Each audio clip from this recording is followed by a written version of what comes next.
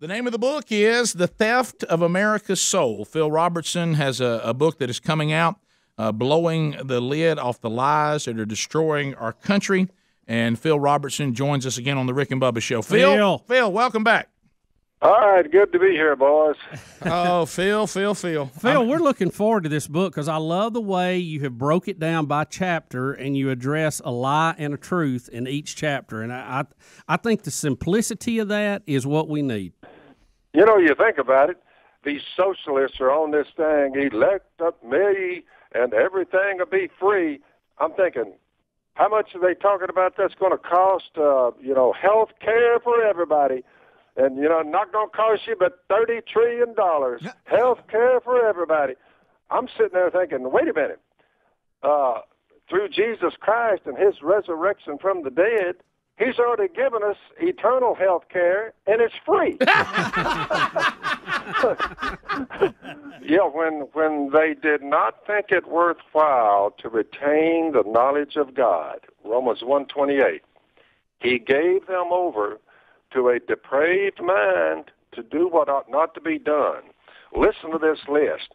They become filled with every kind of wickedness, evil, greed, and depravity. They're full of envy. Listen to this. Murder. They'll kill their children, their sons and daughters. They'll kill them while they're gestating in their mother's womb. And now they're jumping up and down and cheering. That's one of their sons. I know. Their daughter. To put it bluntly, we've met the enemy, guys, and it's us. Amen. That's what I'm saying. You even look at the elections that you said. There was a time in this country, if you even remotely mentioned that you were a socialist/communist, your political career in this country was dead on arrival. And now you're getting elected, and they're saying elect more of us. You know what I said? Somebody asked me about that the other day. I said, look, all these words with ISM on the end of them, I said, beware of all the isms. I said, the only isms I embrace is capitalism and baptism. you look at the different... It's a jungle out there, boys. It's a jungle. Well, I'm with Bubba. That's the reason why I think this book, you can't really go around the fence. And you're not really around the fence guy anyway. You got to go straight, and you take each lie, as Bubba said in each chapter. The first one is, and this has been said before, God is dead.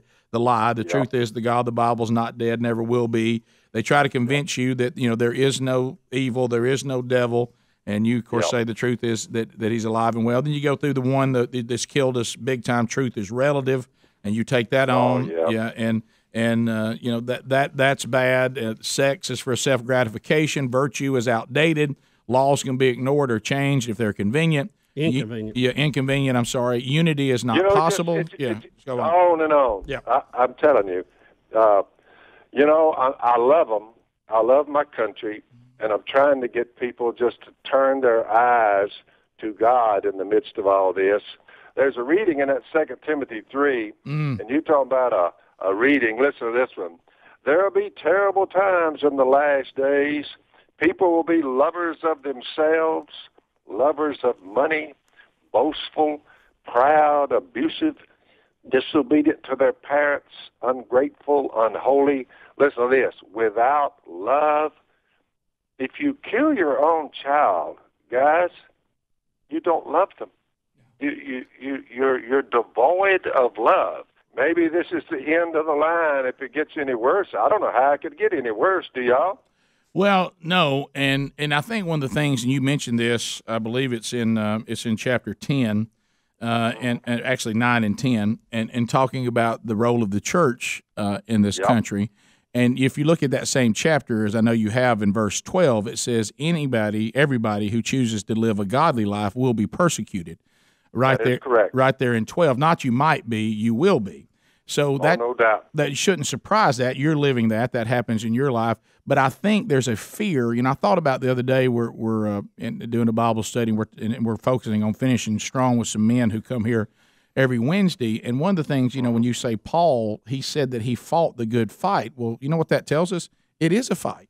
Mm-hmm. It is a fight. And I think sometimes the church doesn't think that they should engage in a righteous fight, meaning we shouldn't engage in any fight. And you're right, we shouldn't be persecuted because we're sanctimonious jerks, but we should be persecuted because of our devotion to Christ and our refusal to compromise Christ. And I think that the church is ready to, they just want to get along and go along, and that is not the call of the church. Yep, I was trying to get the church to see, nationwide, get them to see that you can't confine God to a structure one time a week. You worship God everywhere you are, therefore you become the salt of the earth and the light of the world. We're the people of God, and it's through us that they hear. And we just keep pointing them to Jesus. So, Phil, you're on the media tour. I didn't know that they could get you back on another media tour. You must be fired up about this book. I'm going to tell you what, it was like pulling teeth when they said, we're going to New York City. I said, oh, my goodness. So I'm up here in Trump Tower. By the way, when Trump was running for president, somebody came to me and they said, Willie, I think. Willie said, Dad, you've got 15 minutes with Trump if you want it. I said, book him. So they lined it up. I come walking in there. I will say that when I went through the Secret Service personnel, they put that wand on me where Kay hadn't been in many years. I mean, they checked this dude out carefully. I said, easy, boys. So look, I go back in there, and Trump's there, and he got his entourage with him. I reached in my pocket. I wrote it on a piece of paper before I walked in.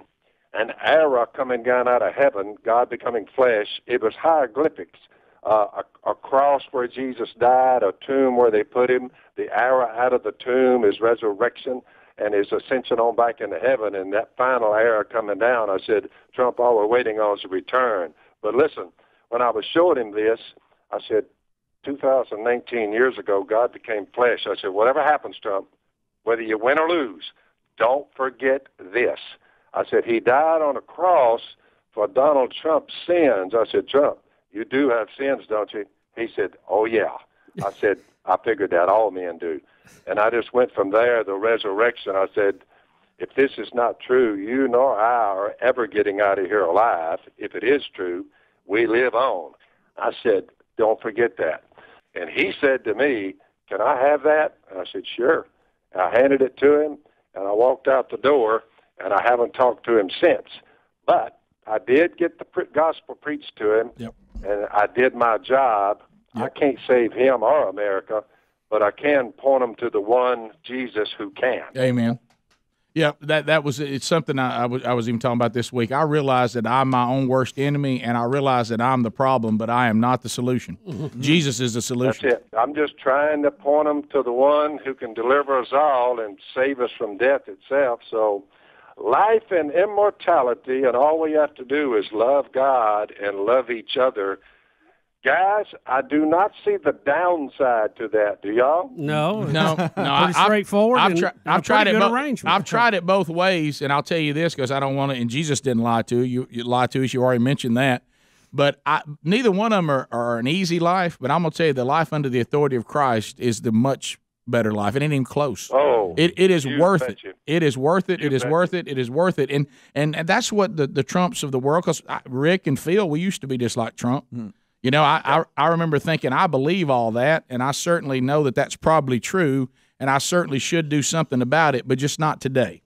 And I ran with the Wicked Boys for 28 years. Yeah, me too. And then I've been running with Jesus now for 44. Trust me when I tell you, running with Jesus is way better. And if we did it as a nation, maybe we can turn this thing around. So I never lose hope because the gospel's powerful, so we're just going to keep on keeping on, boys. It's about all we can do. I view the world through a spiritual lens, so I'm not into politics. Yep. I'm into spiritual warfare, not political warfare. Amen. Because we can change all the politics we want, guys, but until men change their hearts and bow their knee, I've noticed about humanity, even in all of history, when people will not bow to God, they inevitably will end up forcing you to bow down to them. Amen. Thank you, Phil. So true. Appreciate So the true. book's called The Theft of America's Soul. Get it today. Rick and Bubba.